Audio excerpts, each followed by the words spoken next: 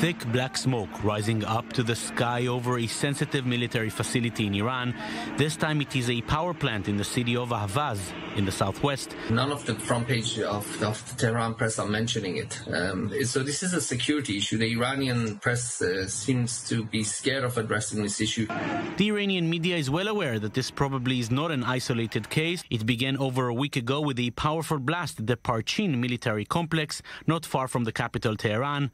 That night, a large fire broke out in a power plant in the city of Shiraz, leaving the city and its more than 1.5 million people in the dark for hours.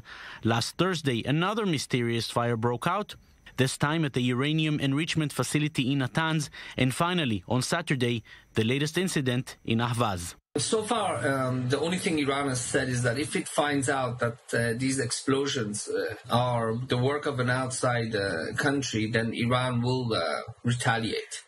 When it comes to an outside enemy, the first name that comes to mind is that of the usual suspect. I managed to sit down with the U.S. Special Representative for Iran, Brian Hook. I discussed with him the unceasing Iranian threat, as well as our constant activity against the Iranian threat. Israel has the interest and the ability to damage Iran's facilities, but it is not the only one.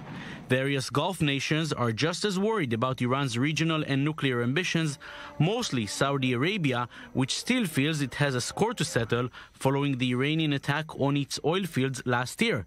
And it doesn't end there.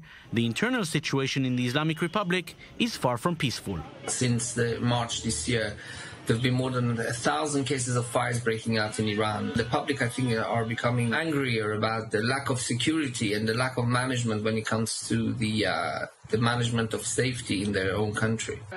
Internal unrest, actions by a foreign country, or malfunctions due to poor infrastructure, whatever the cause, it puts Iran in a vulnerable position, and only time will tell how it might react.